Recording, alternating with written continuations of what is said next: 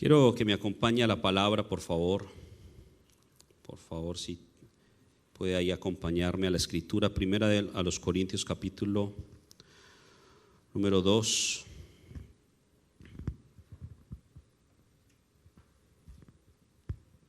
Primera a los Corintios, capítulo 2. Vamos a estar leyendo el verso 7 en adelante. Primera a los Corintios, capítulo 2, versículo 7 en adelante. ¿Lo tenemos? Primera de Corintios, capítulo 2, versículo 7. Dice la escritura: mas hablamos sabiduría de Dios en misterio, la sabiduría oculta, la cual Dios predestinó antes de los siglos para nuestra gloria, la que ninguno de los príncipes de este siglo conoció, porque si la hubieran conocido nunca habrían crucificado al Señor de gloria. Antes bien, como está escrito, cosas que ojo no vio, ni oído oyó, ni han subido en corazón de hombre, son las que Dios ha preparado para los que le aman. Verso 10. Pero Dios nos la reveló a nosotros por el Espíritu, porque el Espíritu todo lo escudriña, aún lo profundo de Dios. Porque ¿quién de los hombres sabe las cosas del hombre, sino el Espíritu del hombre que está en él? Así tampoco nadie conoció las cosas de Dios, sino el Espíritu de Dios. Incline su rostro un momento, por favor. Padre, te damos gracias. Bendito seas tú, Señor, que nos concedes, Señor, esta oportunidad preciosa de estar en tu casa, de presentarnos delante de ti, Señor, y poder disponer nuestro corazón para que tú nos hables, para que tú nos ministres. Yo te pido, Señor, que establezcas tu paz en medio de nosotros. Y que en medio de esa paz tu semilla, Señor, que la semilla de tu palabra sea sembrada y dé un fruto al 100 por 1 en cada uno de nosotros. Yo te pido que tú hagas una obra especial y poderosa en nuestras vidas y que tú fluyas, Señor, en medio de nosotros. Tráenos, Señor, la revelación de tu palabra y regálanos, Señor, la posibilidad de escuchar tu voz. Señor, esa voz que nos guía, que nos conduce a toda la verdad. Gracias, bendito seas, gracias, bendito Dios, y bendito seas tú, Señor, por todo lo que tú haces. En el nombre de Jesús. Amén y amén.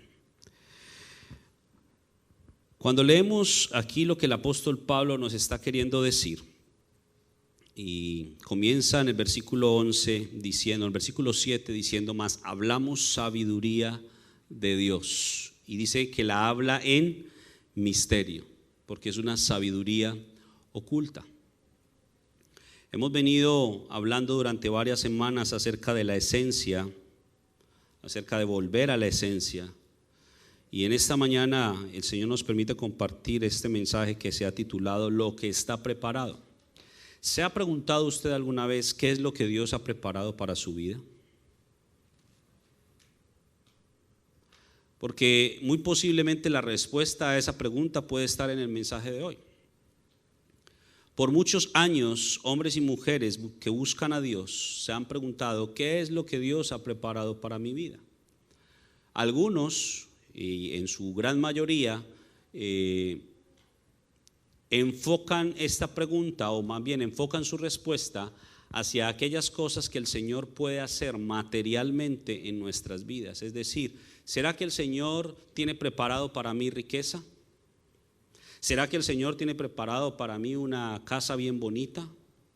¿Será que el Señor tiene preparado para mí muchos años de vida? Y quizás en ese sentido se enfoca muchas veces la respuesta a esa pregunta, ¿qué es lo que Dios ha preparado para mí?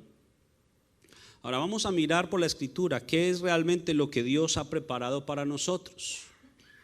Y quiero en primera medida llevarlo a Éxodo capítulo 15, verso 17. Éxodo capítulo 15, verso 17. Dice la escritura así: tú los introducirás y los plantarás en el monte de tu heredad, en el lugar de tu morada, que tú has preparado, oh Jehová, en el santuario que tus manos, oh Jehová, han afirmado. Está Moisés y María cantando, adorando a Dios por la victoria que le dio sobre los egipcios una vez cruzaron el Mar Rojo, y en medio de ese cántico surge este verso que tiene una profundidad tremenda, porque en medio del cántico ellos declaran una revelación y dicen: tú los introducirás y los plantarás. ¿En dónde? Dice: en el monte de tu heredad. Monte habla de un lugar alto. El Señor está llamándonos a que nos vayamos a un lugar alto. Si usted ve la vida de Moisés, el Señor constantemente llamó a Moisés, ¿dónde? Al monte. Y en el monte fue donde el Señor le mostró a Moisés una cantidad de cosas. Le mostró todo lo que había preparado. Ahora dice: en el monte de tu heredad, es decir, de la posesión de Dios, de lo que le pertenece a Dios. Dice: en el lugar de tu morada, es decir, donde Dios habita. Y dice que tú has preparado, oh Jehová, en el santuario que tus manos, oh Jehová, han afirmado. ¿Cuál es ese santuario que el Señor ha afirmado? ¿Cuál es ese santuario que el Señor con sus propias manos ha establecido? Pues, hermano, no es este edificio ni ningún otro. No es un lugar físico, hablando de 4 paredes. No es ese el santuario que Dios ha edificado. Acompáñeme por un momento a Isaías 66. Isaías capítulo 66. Versículo 1 y 2. Dice Isaías 66:1: Jehová dijo así: el cielo es ¿qué? El cielo es mi trono, y la tierra estrado de mis pies. Y hace una pregunta el Señor: ¿dónde está la casa que me habréis de edificar? ¿Y dónde el lugar de mi reposo? Casa es igual a santuario. Y estábamos leyendo en Éxodo que Él mismo ha establecido un santuario, ha preparado un santuario. Y aquí está hablando el Señor, está preguntando: ¿dónde está la casa que me habéis de edificar? Ahora fíjese lo que dice el verso 2: mi mano hizo todas estas cosas. ¿Cuáles fueron las cosas que Dios hizo? Todas esas cosas que usted y yo no vemos, que usted y yo no escuchamos, que usted y yo no hemos tenido en nuestro corazón, y que ya Dios ha preparado, como leíamos en Corintios. Porque en Corintios nos está diciendo que ya han sido preparadas, no que se van a preparar. Ya han sido preparadas y están esperando por usted y por mí. Por eso le hablo del mensaje: lo que está preparado, porque ya ha sido preparado. Y entonces la casa que vamos a edificarle para Dios no son 4 paredes, porque realmente a donde Dios quiere habitar es dentro de cada uno de nosotros. Ahora, el santuario en el que Dios quiere habitar somos usted y yo. El mismo Pablo en la carta a los Corintios dice que usted y yo somos templo del Espíritu Santo. Por lo tanto, el Señor ha querido hacer una obra en nosotros con sus propias manos, porque Él es el alfarero y usted y yo somos el barro. El gran problema ha sido de que nosotros le hemos querido indicar a Dios qué forma nos tiene que dar. Por allá en Jeremías 17, cuando habla esta parábola del alfarero, se hace una pregunta: ¿dirá el barro al que lo ha hecho, hazme de esta manera? ¿Será que usted y yo somos más sabios que Dios para indicarle a Él qué es lo que tiene que hacer y cómo lo tiene que hacer? Él lo está haciendo, Él lo quiere hacer, Él lo ha preparado. un santuario que las manos del Señor han afirmado. Ahora fíjese lo que dice Juan 14, Evangelio de Juan capítulo 14. Y es muy importante que usted vaya a la Biblia y lo lea. Sé que normalmente usted lo ve en las pantallas, pero qué bueno que usted hoy haga el ejercicio de buscar en la Biblia. Y lea, si usted la tiene en su celular, use su celular. Eso sí, póngalo en silencio para que no le entre ninguna llamada. Pero Juan capítulo 14, versículos 1 al 4, fíjese lo que dice. Dice, no se turbe vuestro corazón. ¿Creéis en Dios? Creed también en mí. En la casa de mi Padre, ¿en la casa de quién? En la casa de mi Padre muchas moradas hay. Si así no fuera, yo os lo hubiera dicho. Ahora mire lo que dice Jesús. Voy pues ¿a qué? A preparar lugar para vosotros. ¿Qué está diciendo hasta acá? Miren, en la casa de mi Padre, es decir, hay una casa que es la casa del Padre. Y en ese lugar hay muchas moradas. Ahora, ¿qué va a hacer Jesús? De todas esas moradas que hay, va a preparar un lugar para cada uno de nosotros. Va a prepararlo ahora. ¿Eso hace cuánto lo dijo Jesús? Hace más de 2000 años. La casa del Padre ha estado desde la eternidad y estará hasta la eternidad. Y allá hay muchas moradas. Y entonces Jesús dice, yo voy a preparar lugar para vosotros. Versículo 3, y si me fuere y os prepararé lugar, vendré otra vez y os tomaré a mí mismo, para que donde yo estoy, vosotros también estéis. Y fíjese muy bien en este verso 4, que es muy importante y tiene que ver con el desarrollo de este mensaje. Y sabéis a dónde voy. ¿A dónde iba Jesús? ¿A dónde iba? A la casa del Padre. Y mire lo que dice, y sabéis a dónde voy, y sabéis qué, el camino. ¿Cómo puedo llegar yo a la casa del Padre? ¿Cómo? La única forma que puedo llegar a la casa del Padre es a través del camino. ¿Y quién es el camino? Jesús. Por eso más adelante en el versículo 6 le tiene que decir a los discípulos, porque viene Tomás y le dice, tú dices que ya sabemos el camino y realmente no sabemos cuál es el camino. Y ahí Jesús le responde, yo soy el camino y la verdad y la vida, y nadie viene al Padre sino por mí. Entonces Dios ha preparado moradas para nosotros, ha preparado un lugar para nosotros, ha preparado un santuario para nosotros, para que donde Él esté, usted y yo también estemos. Pero fíjese esta parábola en Lucas capítulo 14. Lucas capítulo 14. Versículos 15 al 24. Lucas 14. ¿Lo tiene? Fíjese lo que dice la escritura. Oyendo esto, uno de los que estaban sentados con él, ¿en dónde? ¿A dónde estaban sentados? A la mesa. Semanas atrás, usted escuchó un mensaje que hablaba acerca de la mesa y lo que representa la mesa y lo que hay en la mesa. Cuando David invita a Mefiboset a que todos los días coma de su mesa, haciendo así misericordia. Entonces viene acá otra vez a decirnos el Señor acerca de la mesa, muy importante. Oyendo esto, uno de los que estaban sentados con él, es decir, con Jesús, a la mesa, le dijo, y mire lo que le dijo, bienaventurado el que coma ¿qué? Pan. Pan es un sinónimo de la palabra.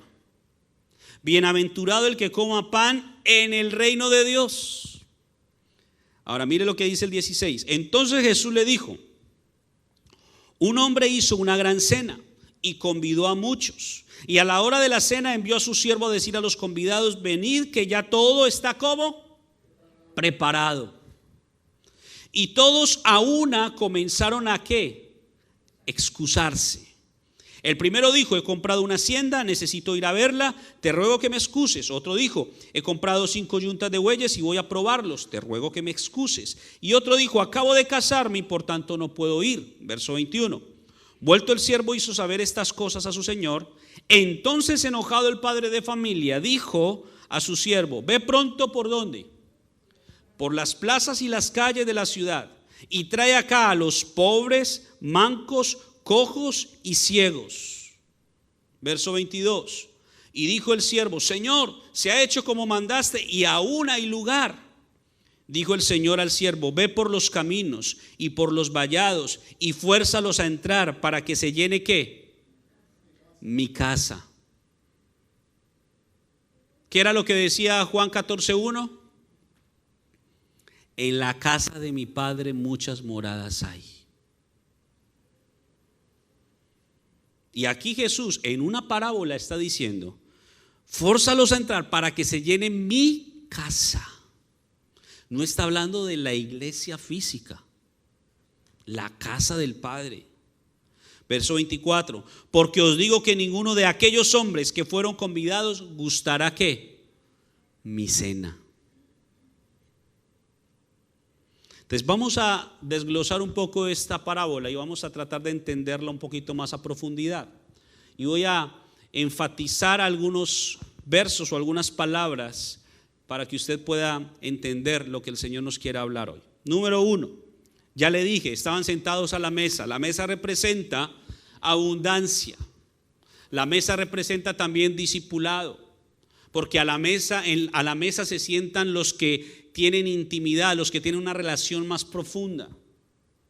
Cuando usted invita a alguien a su casa, hay normalmente 2 espacios. Está la sala, donde usted recibe sus visitas, y está el comedor. Por lo general usted recibe a todo el mundo en la sala. Si usted hace pasar a alguien al comedor, es porque esa persona es de más confianza, por lo general. La mesa representa esa intimidad, esa relación más cercana, y a la mesa está puesto una cantidad de cosas, banquetes, y ese banquete tiene infinidad de cosas para que usted y yo disfrutemos, para que usted y yo satisfagamos toda necesidad. Eso representa todos los tesoros, todos los dones, todos los talentos, todas las habilidades que el Señor ha preparado para nosotros y que están a la mesa. Pero la mesa no está fuera de la casa, la mesa está dentro de la casa. Y por eso Juan 14:1 dice, en la casa de mi Padre hay muchas moradas y yo voy a ir a prepararles un lugar. Entonces el Señor Jesús fue allá a la casa del Padre a mirar, bueno, este es el lugar de Miguel, este es el lugar de Herminia, este es el lugar de Irma, este es el lugar de Marta, este es el lugar de Pedro. Y está preparando ese lugar, porque hay muchas moradas, hay mucho espacio. Ahora, esta parábola tiene que ver con ese pasaje de Juan 14. Porque Jesús está diciendo, un padre de familia hizo una gran cena, invitó a muchos. Fíjese en esto, convidó a ¿cuántos? Convidó a muchos. No convidó a pocos, convidó a muchos.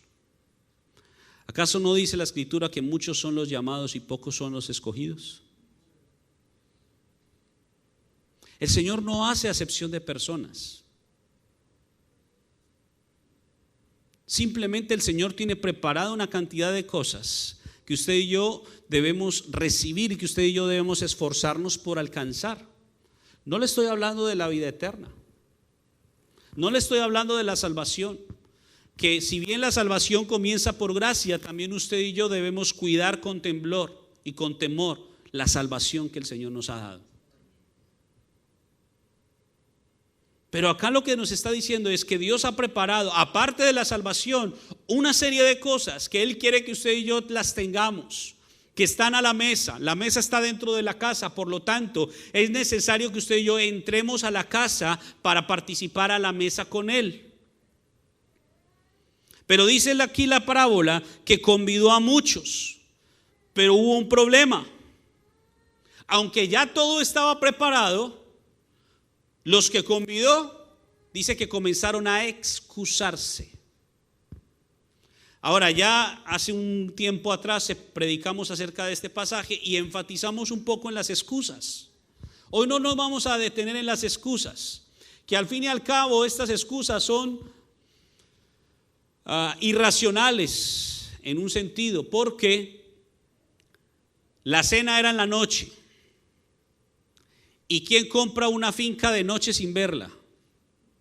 ¿Quién compra una yunta de bueyes de noche sin verlo? ¿O quién los va a probar de noche? Entonces son excusas que no tienen sentido, pero al fin y al cabo son excusas. Ahora, en donde nos vamos a detener es en el versículo 21. Porque el verso 21 dice: vuelto el siervo hizo saber estas cosas a su señor. Entonces, enojado el padre de familia dijo a su siervo: ve pronto. ¿Por dónde? Por las plazas y por las calles. El Señor le dijo a su siervo: ve por las plazas y por las calles. Ahora acompáñeme por un momento a Proverbios capítulo 1, versículo 20. Perdón, Proverbios, sí, capítulo 1, versículo 20, sí.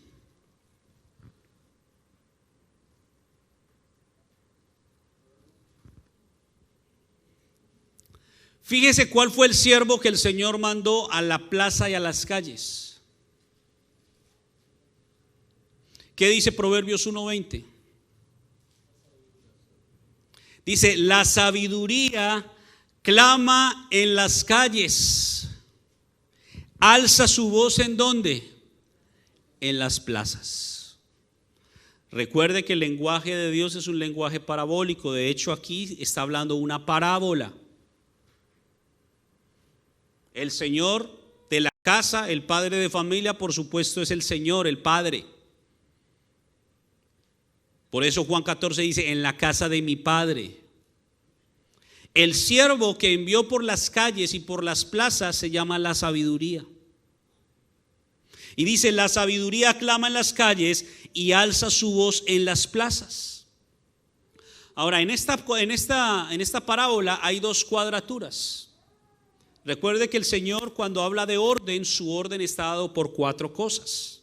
Todo orden de Dios se da en cuatro aspectos. Aquí estamos viendo cuatro lugares en los cuales el Señor busca a gente para que venga a la cena. Pero también vamos a ver cuatro tipos de personas que son invitados, en vista de que aquellos que fueron convidados inicialmente se excusaron. Versículo 22. Parte final del versículo 21. Dice: ve pronto por las plazas y las calles de la ciudad y trae acá a quienes, mire, pobres, mancos, cojos y ciegos. Cuatro tipos de personas, y cada uno representa algo muy importante. Empecemos con cada uno de ellos. Antes de describirlo individualmente, quiero decirle que cuando el Señor establece el tabernáculo, es decir, la figura de lo que era el santuario o de lo que Él quería que fuera la adoración para Él, lo que hoy conocemos como el templo, en el tabernáculo había un sacerdote llamado Aarón y junto con Aarón su descendencia. Sin embargo, Dios dio una orden o una instrucción muy clara para los sacerdotes, es decir, para aquellos que podían entrar al santuario. Santuario es igual a la casa del Padre. Y entonces eso lo vamos a encontrar en Levítico 21 y quiero que vaya y lo lea conmigo, porque es bien interesante. Levítico 21, 17. Fíjese cuál fue la observación, cuál fue la orden del Señor. ¿Quiénes verdaderamente podrían entrar en el santuario? Fíjese lo que dice Levítico 21, 17. Habla a Aarón y dile, le está diciendo Dios a Moisés, habla a Aarón y dile: ninguno de tus descendientes por sus generaciones que tenga algún defecto se acercará para ofrecer el pan de su Dios. ¿Dónde está el pan? A la mesa. Verso 18. porque ningún varón en el cual haya defecto se acercará. Y mire lo que dice: varón ciego, o cojo, o mutilado, o sobrado, o varón que tenga quebradura de pie o rotura de mano, o jorobado, o enano, o que tenga nube en el ojo, o que tenga sarna, o empeine, o testículo magullado. Ningún varón de la descendencia del sacerdote Aarón en el cual haya defecto se acercará para ofrecer las ofrendas encendidas para Jehová. ¿Hay defecto en él? No se acercará a ofrecer el pan de su Dios. Ahora entienda muy bien esto. No está diciendo el Señor acá que, ay, pobrecitos los mancos, algunos están pensando, pobrecitos los ciegos, no van a poder entrar. No se trata de eso. Cuando el Señor especifica todo esto, todas estas cosas implican una condición espiritual que vamos a ir a ver ahorita de estos 4 tipos de personas. Todas estas cosas que vemos aparentemente como algo físico. ¿Qué culpa tiene un niño de nacer sin manos? O de nacer ciego, de nacer sordo. Él no tiene la culpa. ¿Cree usted que Dios lo va a rechazar? No lo va a rechazar.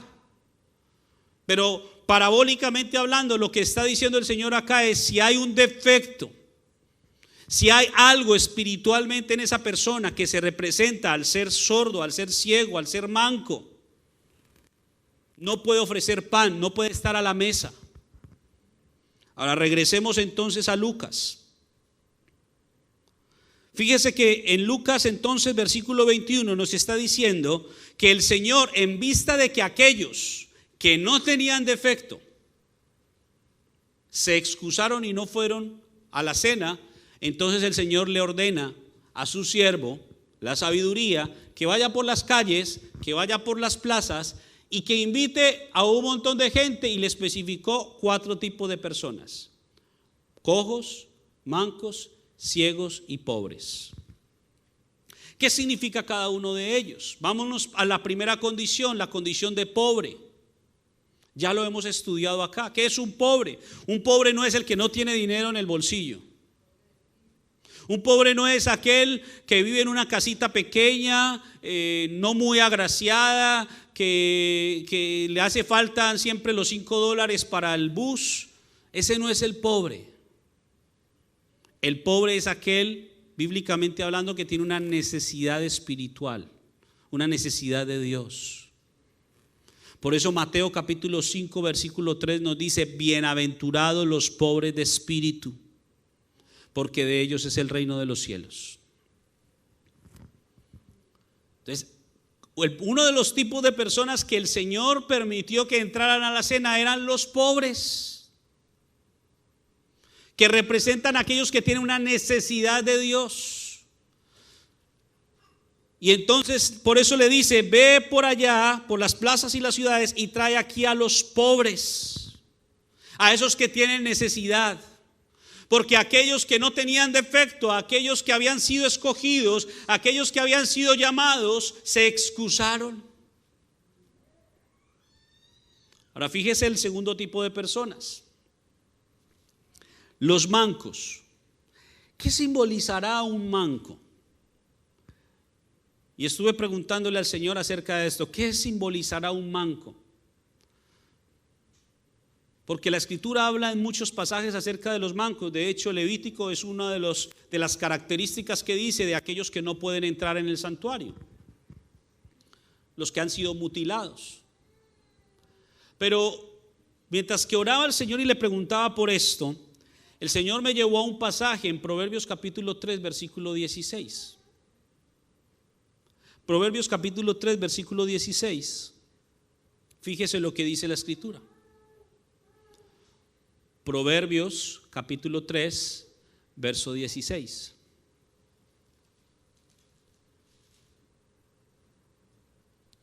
Dice: largura de días está en su mano derecha,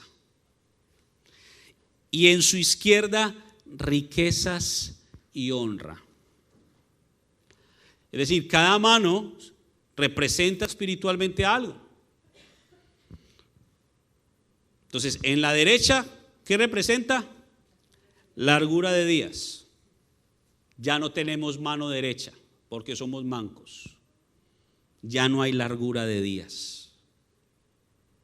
Y la mano izquierda representa bienes y honra. No tenemos mano izquierda, no hay bienes ni hay honra. Eso representan los mancos. No tienen largura de días y no tienen bienes ni honra. Todo esto es espiritual. Recuerde que los días es la conjugación o la unión del tiempo de Dios con el tiempo del hombre. Entonces no hay relación de Dios con el hombre. Por eso no hay largura de días. No hay bienes, no hay dones, no hay activación espiritual en esa persona, por lo tanto tampoco va a haber honra. Eso es lo que representa un manco. Un manco es alguien sin honra. Y a ese fue al que la sabiduría encontró en las calles y en las plazas, no solamente al pobre, sino también al manco. Tercer tipo de persona, los cojos. Los cojos. ¿Cuál es la característica de un cojo? La característica de un cojo es que tiende a salirse del camino. No es capaz de seguir derecho por un camino, por cuanto es cojo. Fíjese lo que dice Hebreos capítulo 12, versículo 13. Hebreos 12, 13.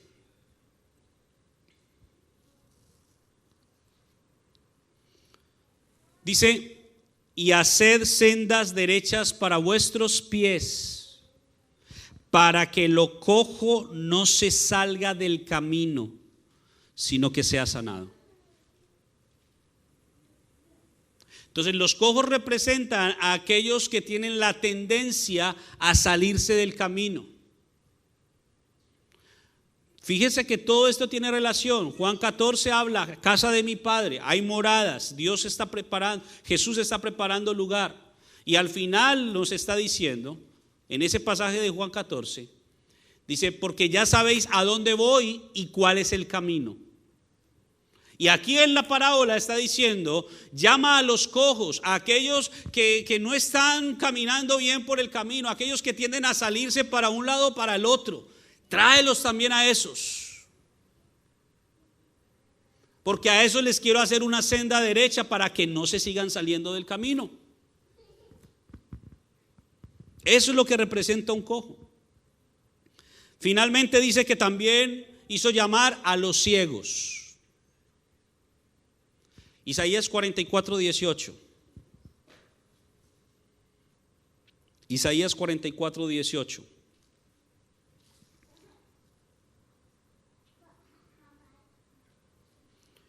Fíjese lo que dice: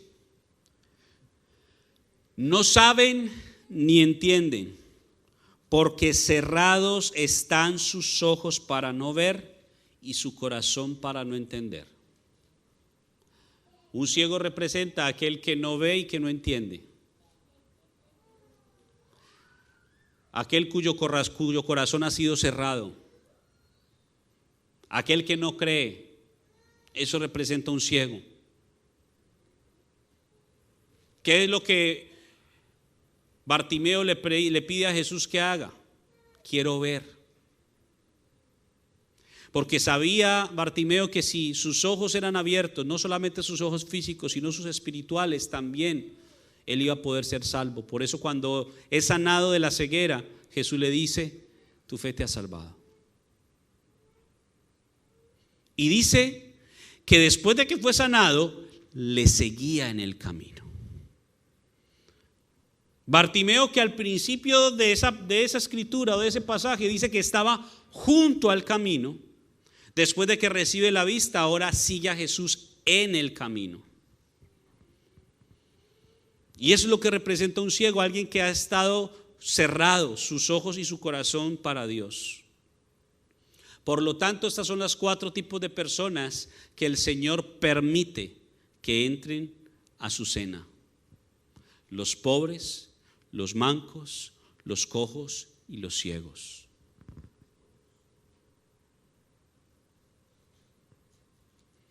Ahora, mire lo que dice el versículo 22.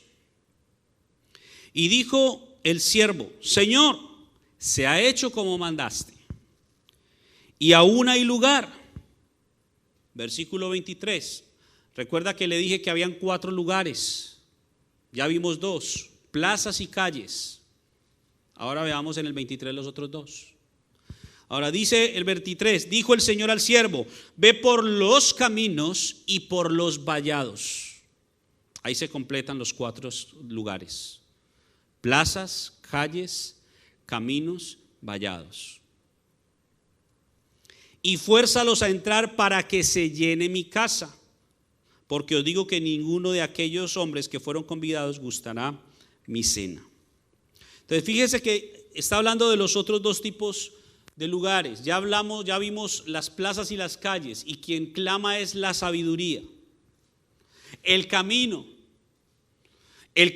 es Jesucristo. Dice: yo soy el camino, la verdad y la vida. Ahora, el camino representa desierto, representa prueba. Eso es lo que representa el camino. Le está diciendo el Señor a su siervo: ve por los caminos, y muy seguramente en el camino va a haber un pobre que está siendo probado. Ahora dice también: ve por los vallados. Los vallados es el equivalente a las cercas o a los fence que hoy vemos en nuestros patios. Y se acostumbraba a hacer de diferentes materiales. Algunos los hacían de madera, otros los hacían de las mismas plantas que crecían. ¿Para qué? Para proteger los viñedos. Pero algunos otros los hacían de piedra. Y la piedra representa un fundamento, representa una revelación. Ahora, en el tiempo antiguo, los pobres vivían cerca a los caminos y cerca a los vallados. Y el Señor le está diciendo a su siervo: ve por los caminos y por los vallados. Y dice: fuérzalos a entrar.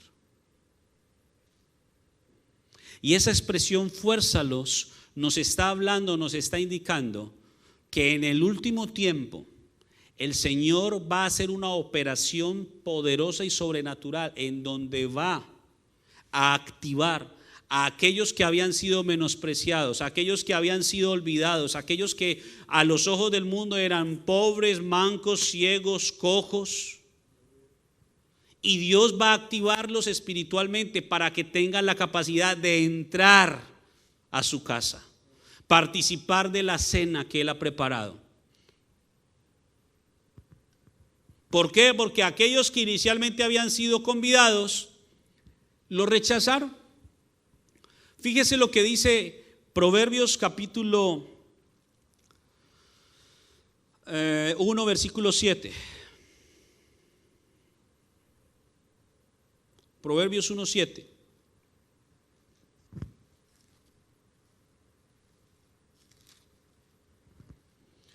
Fíjese lo que dice: el principio de la sabiduría es el temor de Jehová. Pero ¿qué es lo que dice la segunda parte? Los insensatos. Un insensato es aquel que no entiende. Dice: los insensatos desprecian la sabiduría y la enseñanza. Y estos 3 tipos de personas que fueron invitadas representan a esos insensatos que despreciaron. ¿Qué despreciaron? La sabiduría. Porque su siervo que fue comisionado para invitarlo, vimos que es la sabiduría. Y ellos rechazaron la sabiduría. Rechazaron la enseñanza. Porque le dije que la mesa representa también discipulado, y el discipulado también contiene enseñanza. Estas personas rechazaron eso. Ahora, si usted lo piensa detenidamente, se va a dar cuenta que es lo mismo que pasa hoy en día. La gente sigue rechazando a Dios. Los cristianos siguen rechazando a Dios. ¿Cómo es posible eso? Porque muchos hoy se llaman cristianos solo de nombre. Pero realmente, cuando llegue el momento y nos presentemos delante del Señor y le digamos: Señor, en tu nombre hice milagros. Señor, en tu nombre levanté una congregación de miles. Señor, en tu nombre oré por los enfermos y se sanaron. Señor, en tu nombre yo profeticé. ¿Qué va a decir el Señor? A ustedes no los conozco. Apártense de mí. Dice, hacedores de maldad. Es una palabra muy fuerte. Y usted se estará preguntando, ¿y entonces qué es lo que tengo que hacer? Es que escuche, hermano, el cristianismo no se trata de hacer muchas cosas. Se trata de lo que yo soy para Dios. Porque hay muchos famosísimos que usted puede decir, wow, qué tremenda persona. Y posiblemente uno de esos diga al Señor, no lo conozco. Porque no son las señales, porque no es la sabiduría de este mundo. La vida eterna consiste en conocer a Dios, tal y como Él es. Por eso Juan 17:3 lo dice. Y esta es la vida eterna, que te conozcan a ti, el único Dios verdadero, y a Jesucristo, a quien tú has enviado. Por lo tanto, lo que el Señor está buscando son hombres y mujeres que se parezcan a Jesús. No hombres y mujeres que hagan muchos milagros, sino hombres y mujeres que se parezcan a Cristo. Y la pregunta que tú y yo nos tenemos que hacer hoy es, ¿me parezco yo a Jesús? ¿Mis acciones reflejan a Jesús? ¿Mis pensamientos reflejan a Jesús? ¿Mis palabras reflejan a Jesús? Si en alguna de estas preguntas la respuesta es no, entonces este es el tiempo de corregir. Porque se supone que nuestro tiempo en esta tierra es para que usted y yo nos esforcemos para parecernos a Jesús. Y ese es parte del propósito. Es más, si no buscamos parecernos a Jesús, el Señor no nos va a mostrar su propósito. Y entonces llegará el fin de nuestros días sin haber cumplido el propósito. Y ahí es donde dice el Señor, allá será el lloro y el crujir de dientes, cuando no cumplimos el propósito. Y entonces estos hombres que representan a los insensatos, que desprecian la sabiduría y la enseñanza, también son aquellos que se convierten en estorbo. Por eso al final de la parábola dice Jesús, dice el Señor, fuerza a toda esta gente a entrar para que no haya lugar. Y fuérzalos a entrar también, porque van a encontrar que a la entrada van a haber muchos que quieren impedir su entrada. Mateo capítulo 23, verso 13. Mateo 23, 13. Mire lo que dice. Mas hay de vosotros, escribas y fariseos, hipócritas, porque cerráis el reino de los cielos delante de los hombres, pues ni entráis vosotros, ni dejáis entrar a los que están entrando.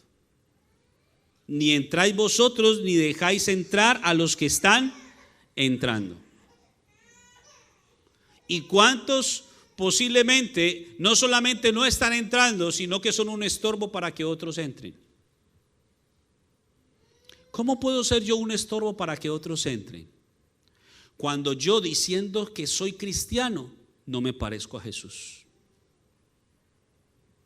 Porque las demás personas, los hombres, los que no son todavía cristianos, ¿qué están haciendo? Están leyendo una carta, no la Biblia, la carta de tu vida. Y si la carta de tu vida no está mostrando que te pareces a Jesús, ellos no van a querer nada con Jesús. Porque lo que están viendo, ese es el Jesús que predican. No, pues yo no quiero eso.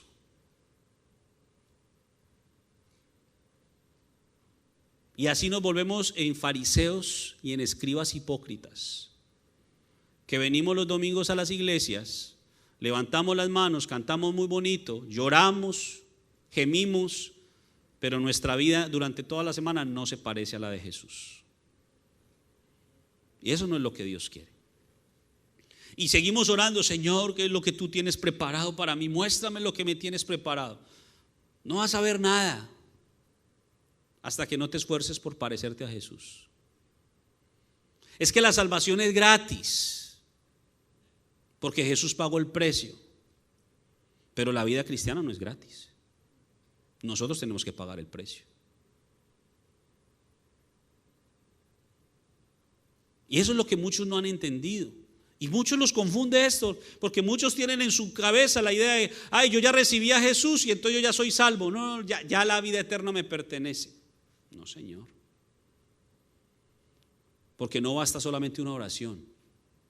La oración que llamamos oración de fe es un punto de partida, es un inicio. Y muchos ya están confiados que porque hicieron la oración de fe ya son salvos. Demuéstreme con la Biblia en donde dice que con solo una oración usted es salvo. Porque hemos descontextualizado el texto que dice que con el corazón se cree para justicia y con la boca se confiesa para salvación. Cuando usted mira lo profundo de la Escritura, el corazón hace referencia a su espíritu. Y si su espíritu está muerto es porque gobierna la carne. Si gobierna la carne, usted no se ha convertido. Si su carne es la que manda en su vida, usted no se ha convertido. Tiene que convertirse. Porque aquellos que verdaderamente se han convertido, dice Pablo en 2 Corintios 5:17, son una nueva criatura. Romanos 8 dice que son guiados por el Espíritu, no por la carne. ¿Que es un proceso difícil? Es difícil, pero no imposible. Por eso nuestro esfuerzo día tras día tiene que ser parecernos a Jesús.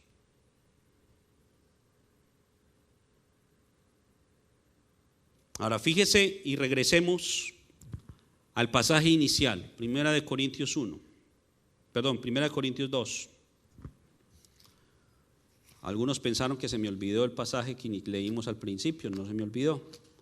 1 Corintios 2.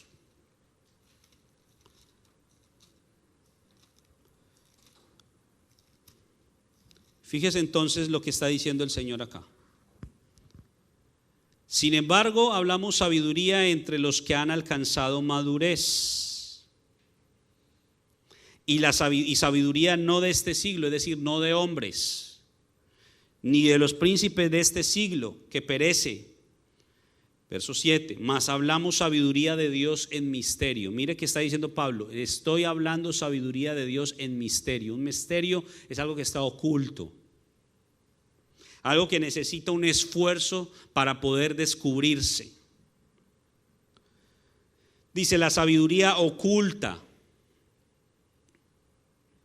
la cual Dios predestinó, entiéndase aquí como que preparó. Esa sabiduría que Dios predestinó o preparó antes de los siglos para nuestra gloria. ¿Sabe qué es la gloria de Dios? La gloria de Dios es la operación suya en nosotros. Por eso cuando sentimos un ambiente espiritual muy bonito y como que hay algo dentro de nosotros, esa es la gloria de Dios que cayó sobre nosotros. La gloria de Dios significa la operación espiritual de Dios en nuestras vidas. Y por eso está diciendo aquí que la sabiduría que Dios preparó es para nuestra gloria, es decir, para que Dios opere en nosotros. Verso 8, a la que ninguno de los príncipes de este siglo, ninguno de esos que fueron convidados a la cena, pudo conocer porque la rechazaron. A ninguno de esos que dice Proverbios 1:7 que son insensatos y que rechazan la sabiduría y la enseñanza. Esos son los príncipes de este siglo, por eso no la conocieron. Dice, porque si la hubieran conocido, nunca habrían crucificado al Señor de gloria. Verso 9, antes bien, como está escrito, cosas que ojo no vio, ni oído oyó, ni han subido en corazón de hombre, son las que Dios ha preparado para los que le aman.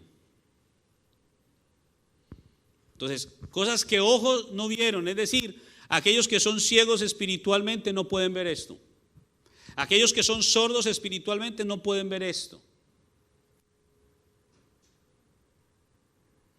Aquellos que no han tenido una activación de Dios espiritualmente no lo pueden comprender, porque lo espiritual solo se puede comprender espiritualmente. Por más que usted quiera razonar lo espiritual, hay ciertos aspectos de la vida espiritual que no se pueden razonar porque están muy por encima de la razón.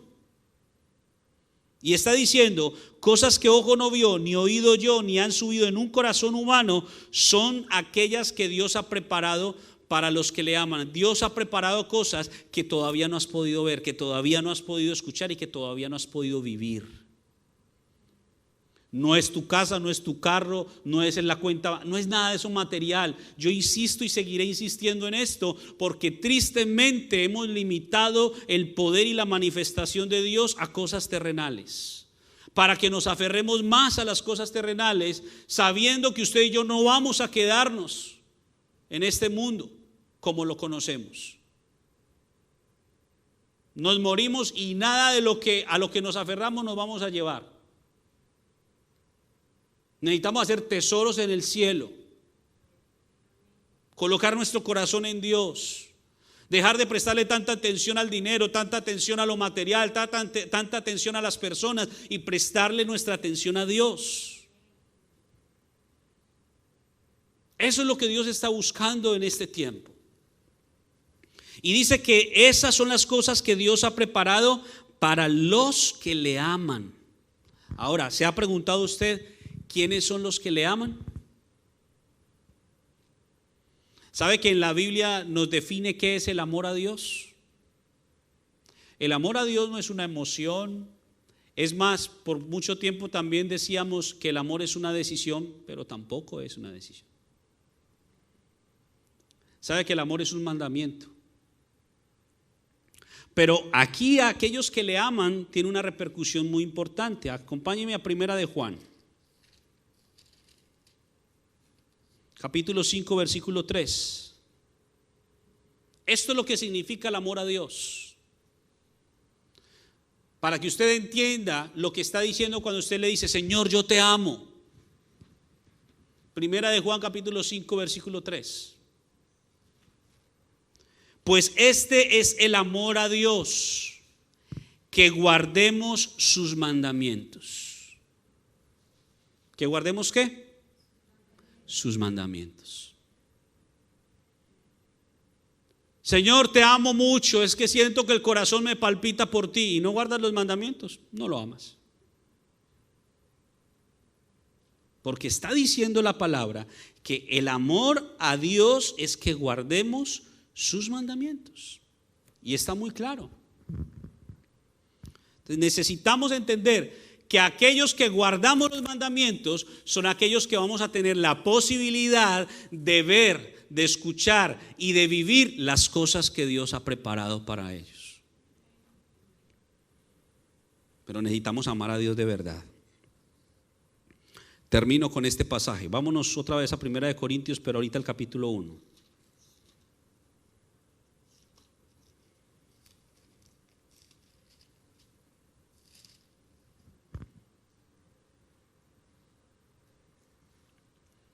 Fíjese lo que dice el verso 21 al 25. Y está hablando de aquellos que fueron invitados a la cena y que se excusaron. Pero también está hablando de aquellos ciegos, cojos, mancos y pobres que fueron encontrados en las plazas, en las calles, en los caminos y en los vallados. Pues ya que en la sabiduría de Dios el mundo no conoció a Dios mediante la sabiduría, agradó a Dios salvar a los creyentes por la locura del evangelio o de la predicación. Porque los judíos, fíjese esto, ¿qué hacen los judíos? Piden señales. Por eso le estaba diciendo que no son los que hacen muchas señales los que se van a salvar. Porque aún el diablo hace señales. Los judíos piden señales y los griegos, ¿qué hacen? Buscan sabiduría, pero sabiduría humana, sabiduría de este mundo. Versículo 23. Pero nosotros, ¿Quiénes somos nosotros? Pobres, mancos, ciegos, cojos. Todos los que teníamos defecto, todos los que no teníamos la posibilidad de entrar al santuario, todos los que inicialmente no habíamos sido invitados a la cena, por causa de aquellos que despreciaron a Dios, y gracias por eso, nos dieron la posibilidad, la oportunidad a nosotros que teníamos defectos, como dice la Escritura, de poder conocer a Cristo. Pero nosotros predicamos a Cristo crucificado, para los judíos ciertamente tropezadero y para los gentiles una locura, mas para los llamados, así judíos como griegos, Cristo, poder de Dios y sabiduría de Dios, porque lo insensato de Dios es más sabio que los hombres y lo débil de Dios es más fuerte que los hombres. Dios lo quiso hacer así. Entonces, en este tiempo Dios está forzando, en un sentido, a que usted y yo podamos entrar. Pero ¿cómo lo hace? A través de la sabiduría. La sabiduría clama en las plazas y en las calles. Si usted no quiere la sabiduría de Dios, muy difícilmente usted va a poder estar con Dios. Porque es a través de la sabiduría, a través del conocimiento. Y no le estoy diciendo sabiduría ni conocimiento humano, es espiritual. Es que vayamos a la profundidad de la Escritura, es que busquemos la voz de Dios para que nos guíe. Es que cada día no solamente lo que aprendamos quede acá en esta cabeza, sino que lo podamos vivir. Porque ¿cuántos mensajes usted ha escuchado en toda su vida? ¿Y cuántos de ellos usted ha aplicado?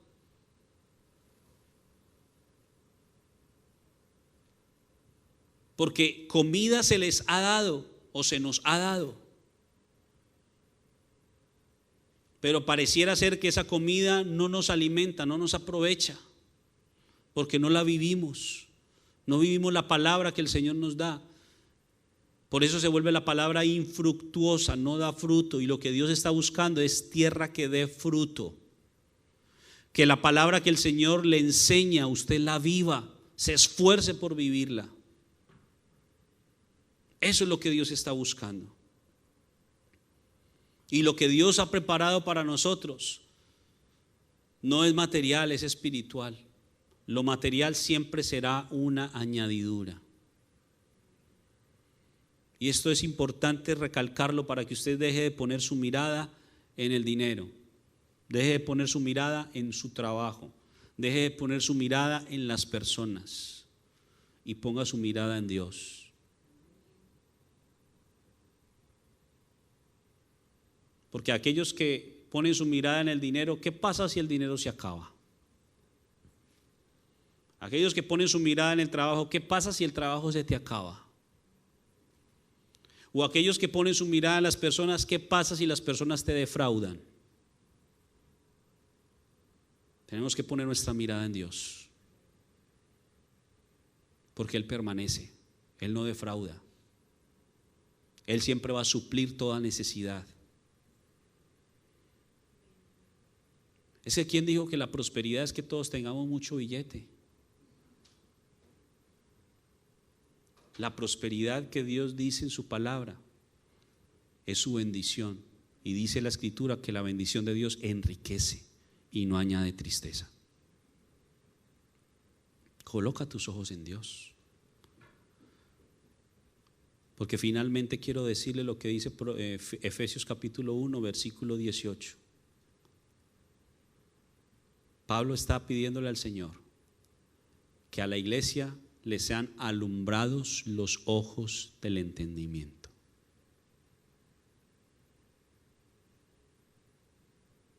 Cuando nuestros ojos del entendimiento son alumbrados, entonces vamos a poder comprobar, dice la Escritura, con todos los santos, cuál es la buena voluntad de Dios agradable y perfecta. Vamos a poder comprender la altura, la anchura, la longitud y la profundidad del amor de Dios que excede todo conocimiento. Pero necesitamos nosotros pedirle al Señor también que abra los ojos de nuestro entendimiento, que podamos ver todas esas cosas que Él ha preparado. Quizás todavía en su corazón o en su mente esté la pregunta: ¿y qué es lo que Dios ha preparado para mí? Lo que el Señor me encargó de decirle a ustedes: busca al Señor en el secreto. Jeremías 33:3. Clama a mí y yo te responderé y te enseñaré cosas grandes y ocultas que tú no conoces. Es decir, lo que Dios ha preparado para ti. Pero necesitas buscarlo. Amén. Pongámonos de pie.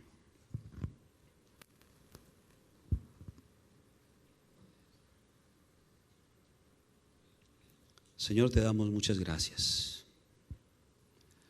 Hoy te bendecimos. Te pedimos, Señor, que esta palabra quede sellada en nuestro espíritu. No permitas que lo olvidemos. Y que cada una de las cosas que tú nos has hablado de manera individual podamos aplicarlas a nuestro diario vivir. Señor, ayúdanos para que no seamos como aquellos que desprecian esa invitación que tú haces a tu casa, a tu mesa, porque hay un tiempo donde tú quieres tener intimidad con nosotros. Por eso también tu palabra declara que tú estás a la puerta llamando, tocando, esperando si alguien escucha tu voz, la voz de la sabiduría que clama en las plazas y en las calles. Y al escuchar tu voz, abrir la puerta para que tú puedas entrar. Porque cada uno de nosotros somos ese santuario que no es hecho de manos de hombres, sino que lo has hecho tú con tus propias manos. Y lo has afirmado con el sacrificio de Jesús en la cruz. Por lo tanto, cada uno de aquellos que te hemos reconocido como Señor y Salvador, no solamente de boca, sino también de corazón, somos, Señor, hechos semejantes a un santuario en donde tú quieres habitar. Señor, yo te pido que si hay algún defecto en nosotros, es decir, si hay algún pecado, alguna condición en nuestro espíritu que nos impida entrar en el santuario y presentarnos frente a ti para tomar del pan, Señor, yo te pido, Dios, que nos perdones, que nos limpies, que seas tú, Señor, llevándote toda aquella contaminación que pueda haber dentro de nosotros, en nuestra mente, en nuestro corazón. Llévate todo aquello, Señor, que pueda generar en nosotros un estorbo o un impedimento. Y permítenos, Señor, entrar en la dimensión de tu presencia, en donde podemos ver con nuestros ojos espirituales, oír con nuestros oídos espirituales y vivir con nuestro espíritu todo aquello que tú ya has preparado para nosotros, que guardamos tus mandamientos, que caminamos en tus mandamientos, que nos esforzamos aun cuando nos equivocamos muchas veces, pero nos seguimos esforzando día con día para poder, oh Dios, ser dignos del premio que nos espera al final de nuestra carrera. Gracias, bendito Dios. Hoy yo te pido, Señor, que tú cumplas y completes la obra en cada uno de nosotros, que tu paz permanezca en nosotros y que podamos seguir meditando durante estos días, esta semana, en lo que tú hoy nos has hablado. Te damos todo honor y toda gloria a ti, en el nombre poderoso de Jesús. Amén y amén.